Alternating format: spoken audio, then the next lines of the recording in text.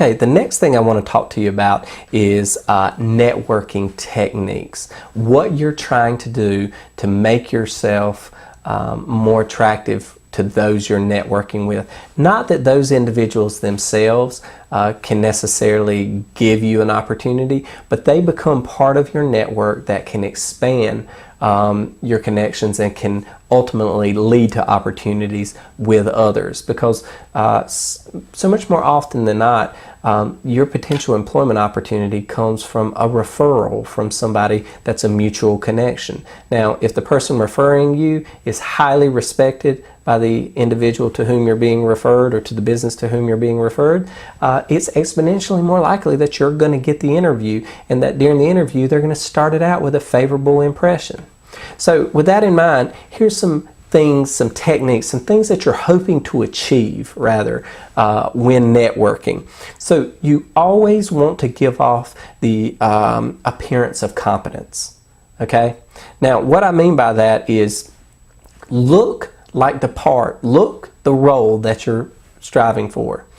A huge mistake that people in school make today is that they want to be individuals. Well, that's natural. People want to be their own selves, and yourself is generally some collection or mixture of the influences around you, whether you're striving to be a part of that or striving to get away from that for some reason, and then you orient yourself in a way either like what you're around or away from. But by and large, even with individuals, even with people who are trying to be individuals, they're still moving towards a collective group. Well, in some cases that can benefit, in some cases it can detriment you, depending on what you're looking for and what you're going for. So whatever your position, look competent to that position. Look like you fit in that position, okay?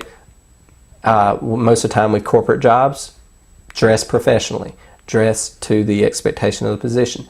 Language. Now, lots of us, myself included, we have accents, we have verbiage, word choice, idioms that we use, things like that cause people to put us, to have a perception about us. Research has shown that the reason human beings can strive and exist is because of heuristics or things commonalities that we recognize, things that ultimately lead towards bad things like prejudice or immediate bias, stereotyping, for example. But nonetheless, people, when they hear you, when they see you, they're going to make suppositions about your character. Now, don't be on the negative side of that.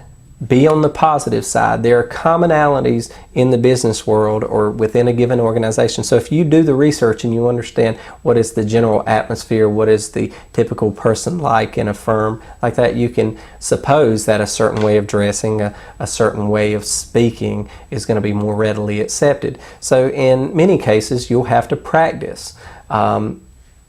Practice your word choice. Practice your rate of speaking. Practice reducing or at least modifying your accent in a way that's is not a turnoff or does not create some negative belief about you. Okay, and then your actions. Okay, going to school, working towards something, concentrating on developing specific skills that you can talk about. All of this is in preparation, the appearance of competence, because like we talked about in other videos, you're going to learn to do many of the jobs that you're hired for on the job site. You're going to learn it there when you're employed, but in many cases you can increase your competence or prepare yourself ahead of time to at least have been exposed to many of the things that you're going to have to do and learn in the job position. So now, so that's number one, give off the appearance of competence. Number two is make certain others know of your interest. Okay, you're going to want to, when you're networking with someone, establish commonalities, some level of shared experience, values, beliefs, things like that, so you can endear yourself to that person. Well, that's extremely important, but you also need to let them know your interest, what you're working towards. Make them aware of how you've prepared yourself towards what you're looking for. What's your ambitions? Now, we talk more about this during the elevator pitch video series, so please watch that, particularly the elevator pitch, the use of a specific technique for pitching yourself to others. But you'll practice this very hard, the ability to present yourself in a positive light in any number of settings, okay? Now, 3. So that's 2. Make certain others know of your interest when you're networking with them. Part 3, strive for fit with anyone. We talked about in the first, in point 1, your appearance, well, to show competence. But further than that, the social or cognitive aspect of people associate with people that are more like them. So if you know you're going to be networking or spending time speaking with a particular group or particular type of person, well, in that case, be aware of that.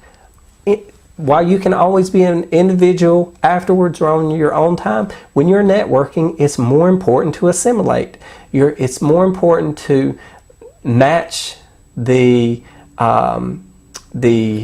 interests and values of the person you're talking with. Now, I know assimilation can have a negative context, but again, if you're trying to create opportunities for yourself, as long as it's not something offensive to you or just way outside the scope of the way you believe or something like that, it's not a bad idea to try to create some level of shared values or common interest with someone, so you'll create that level of fit that they see.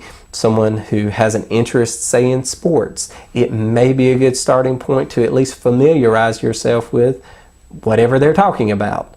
If you're not a sports fan at all, that could mean learning a little bit of something about that sport or that team or whatever. So that's just an example of how you're trying to achieve some level of fit with that person so that they're more likely to want to use their influence to help create an opportunity for you. So likability, common values, shared experience, even mimicking someone's personality to a certain extent can be endearing and create fit. So that's 3, strive for fit. And 4th is attract assistance. Now, in many cases, people who talk about themselves, they alienate others. Okay, so you have to be really careful of that when you're networking and you're making someone else aware of what you're working towards and what you strive for. Sometimes it can come across as brash and arrogant. You do not want to be categorized as this. You want to invite help from others. That is, you're working towards this, but demonstrate that you need their assistance. You need assistance from others, and that you would be grateful for such assistance, right? People like to help people who are going to show appreciation. It's a natural thing that we have.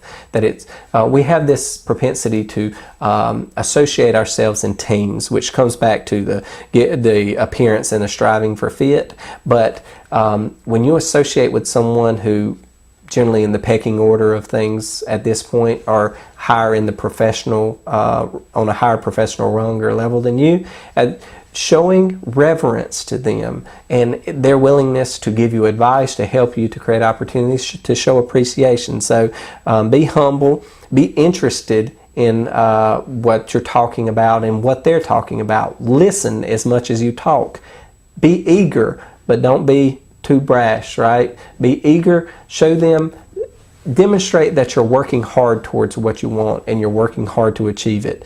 Like I said, appreciative, and in some cases, ask for advice, ask for help, ask for an opportunity, okay? But again, you'll have to measure that based on the depth of the relationship, the position of that person, how well you have, how well you have fit with them, how well you have gotten along. And it may be the right time or place that you actually ask for their help in some way, shape, or form. So anyway, those are my 4 big networking techniques that I hope you will use and employ and keep in the back of your mind when you're planning your networking efforts. Again, give off appearance of competence, make certain others know your interests, strive for fit with anyone, and attract assistance. Okay?